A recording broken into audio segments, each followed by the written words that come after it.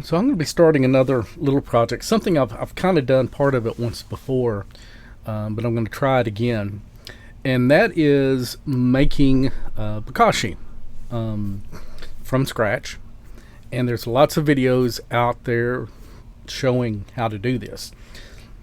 And they're all essentially the same thing. The ratios may be a little bit different, timing may be a little different, But basically, this is just a rice wash. So, about half a cup of plain white rice, just whatever we had, available, and some water. I mean, most of the videos they show people doing equal parts, but there was a lot of starch in this, so I extended it just a little bit. So I've got, a little over half a quart. Just put the rice in a bowl, put some water, and I used filtered water rather than just pure tap water. Move it around until you get a lot of the starch off and it looks like milk, like a really watered down milk. I've got just a paper towel, some extra little holes, microscopic holes, just from a tooth implement in there. And that's going to sit for 3 days to a week and ferment. And then we'll do the next step, which will be adding milk and a sugar source. It may be honey, it may be sugar, it may be molasses, whatever I've got on hand. And growing this out, and we're trying to basically get lactic acid, bacteria, lab, and turn it kind of to EM-1 into Bokashi, which can be used for composting toilet, helping inoculate and kickstart a compost pile and stuff. I haven't done some of this in a little while simply because it's not that I don't have the time. I've got the same time everybody else does. But any of these multi-step, multi-day, multi-week, long projects, once they're started, they need to be, followed through. Building compost piles, especially some of the Johnson Sioux type stuff.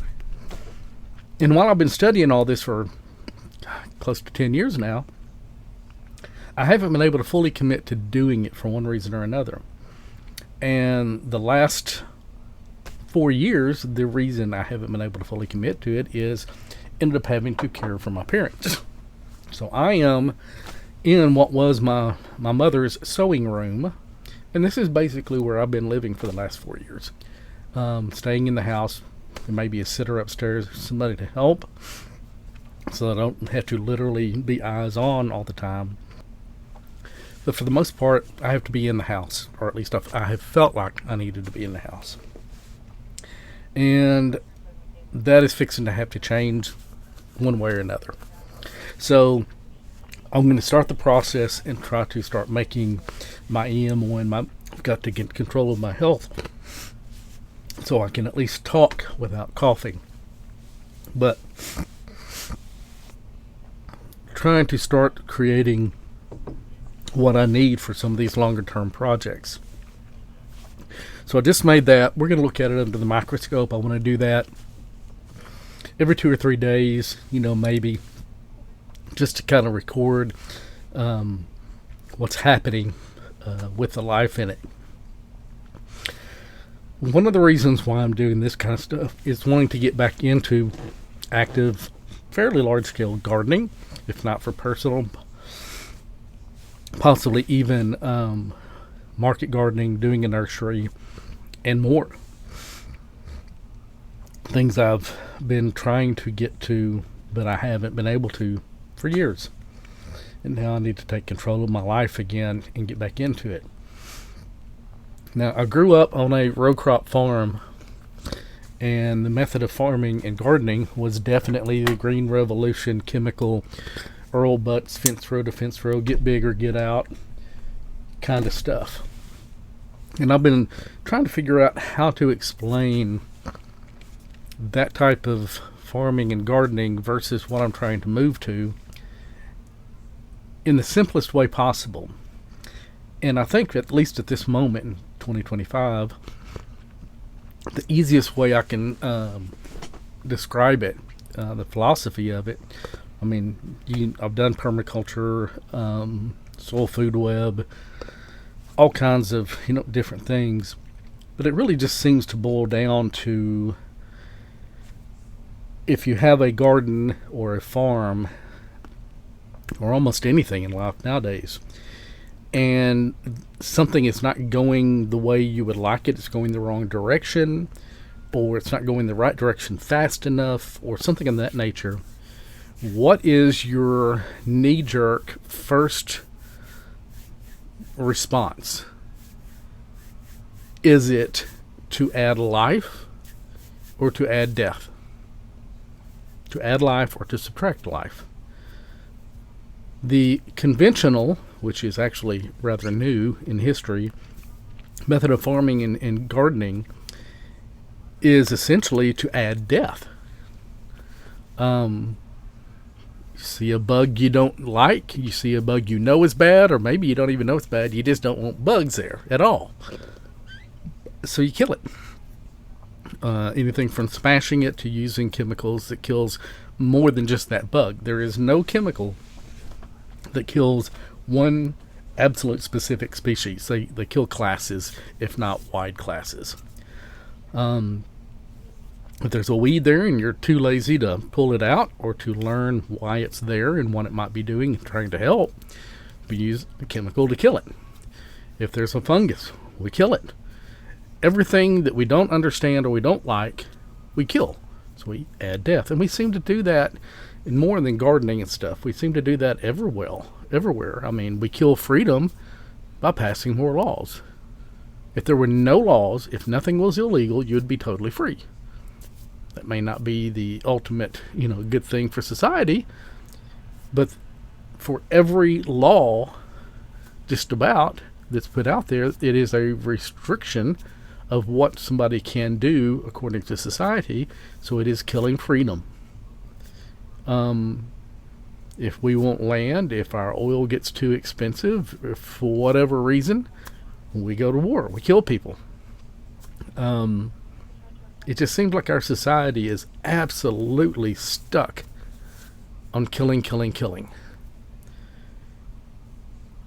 The alternative to that is adding life. So that's what this does. So we're trying to collect, grow out, and breed quantity, quality, and diversity of life in hopes that, without being all granola, that nature's got it kind of figured out. And while it may not go exactly the way we want, we might get some interesting results and challenge our preconceptions, and we may need to adapt as well. In general, if you want abundance and you want health, more life is probably better than more death. I mean, how can you can't kill your way to health.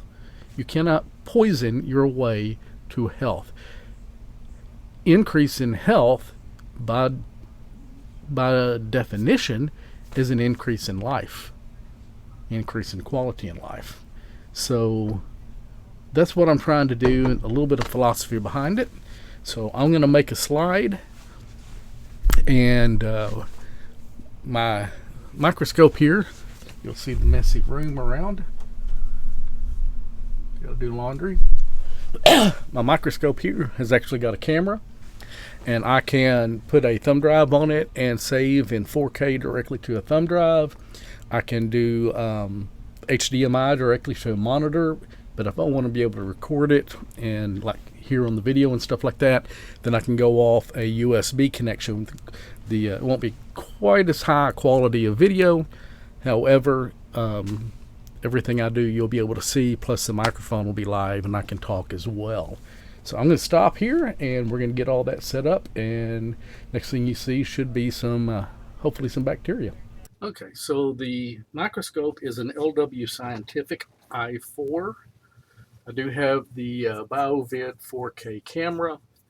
I have a Lumen LED. It is the LED epifluorescence blue light module on it, which supposedly is able to indicate phosphorus uptake. If it sees phosphorus, then it should luminesce kind of blue. Let's see. Don't need the mouse necessarily on that one. So starting off at 4K, and let's see if we can get into some focus here.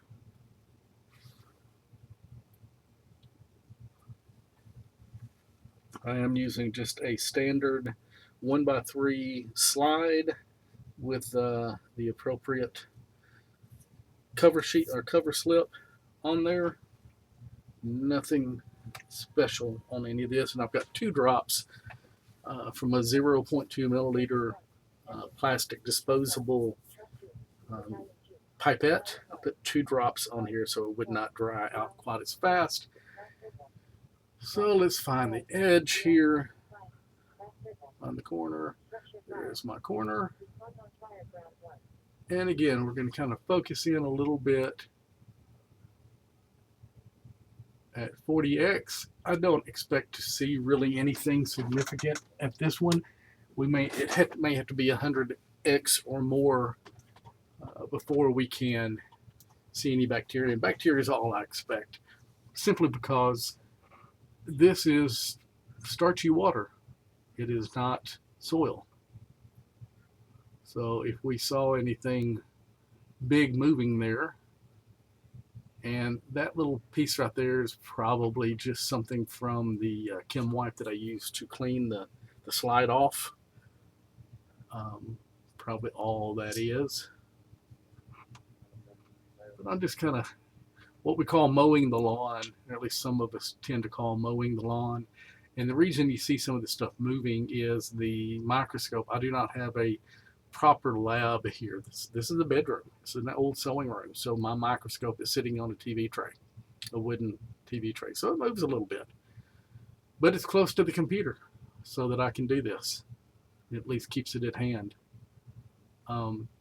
If you're wondering about the epifluorescence when we get to the next level down on or up on my magnification, I'll turn that on and kind of show you. So this is just bits of starch and stuff. And this is underlit, so it's the light coming from the bottom up through the slide up to the objectives.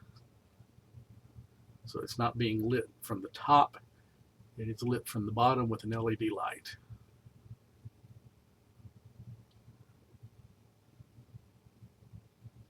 If you're interested in some of this kind of stuff, if you look up Matt Power's microscopy course, or if you go on LW Scientific's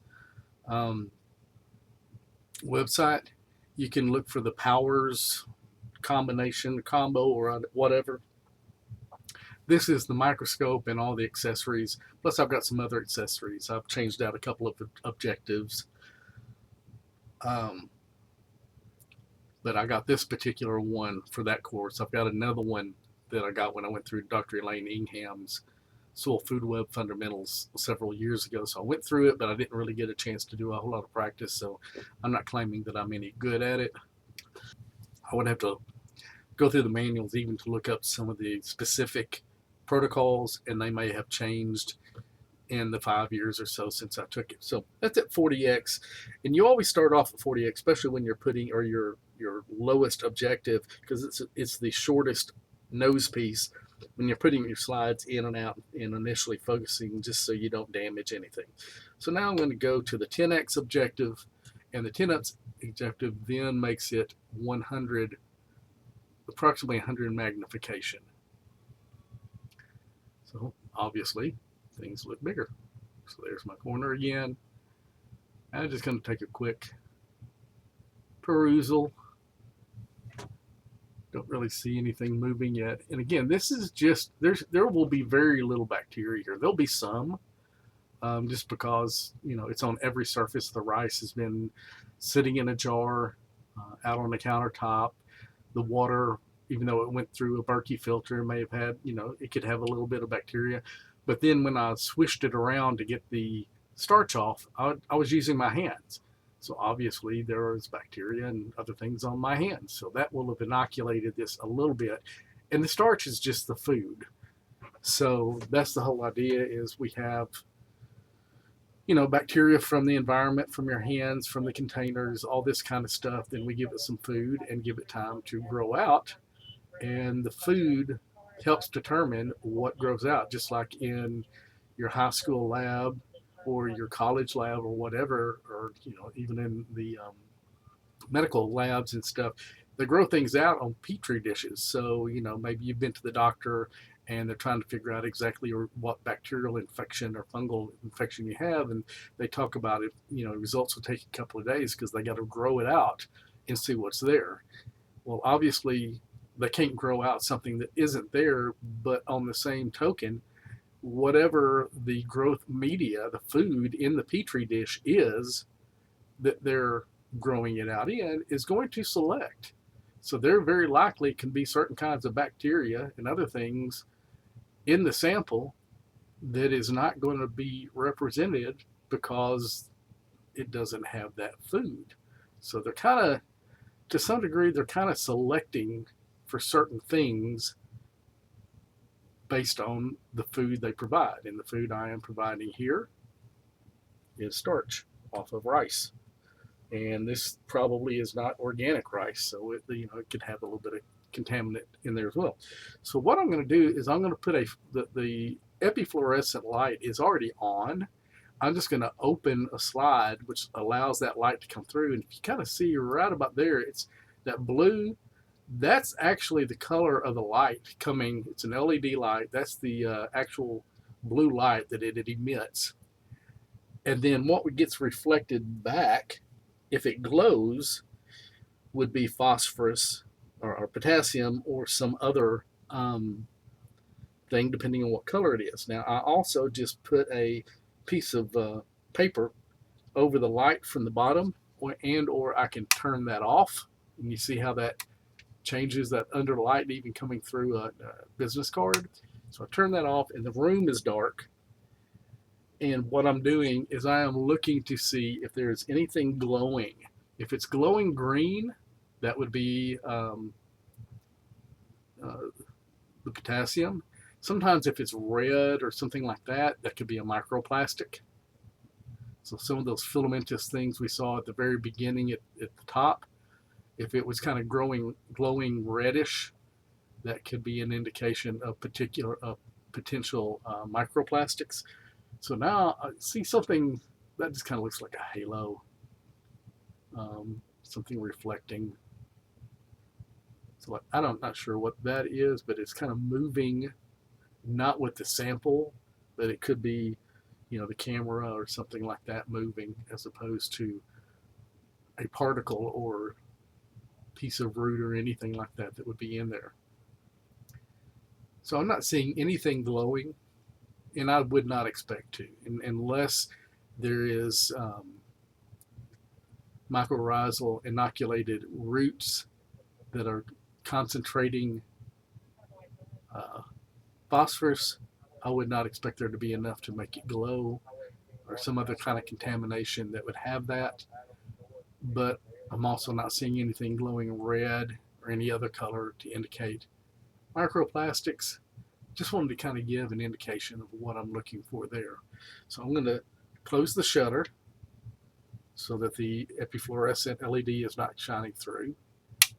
Turn on my LED underneath, remove the card, and I am now at about, should be at 40x on my objective, so 400 magnification. And I'm even going to go to my 60x objective, which is approximately 600x. And if there's bacteria, this is where we'd be able to see it. So I'm going to take my hand off of the table. So any movement you see at this point, this kind of vibratory movement, you see some of these little black specks kind of moving just very, very almost like shaking in place. Those would be bacteria. So obviously there is bacteria in this solution, and what we hope to see over the next, so maybe in a couple of days, I may take another sample and we can compare against this, and the hope and the expectation is to see more of those little black vibratory um, spots, those bacteria. And there could even be, somewhere in here, some amoebas or other forms of life that eat bacteria. So we start getting the tropic levels of the prey, which is the bacteria, and then larger life forms that feed on bacteria. And we get different kinds. So you may see cocci, you may see um, different types, shapes, and sizes of bacteria. But this is basically what we get, or what I'm getting, with filtered water, with plain white rice, and the starch that comes off of that as the beginning of, hopefully, some Bokashi. So we will see over the next few days what happens.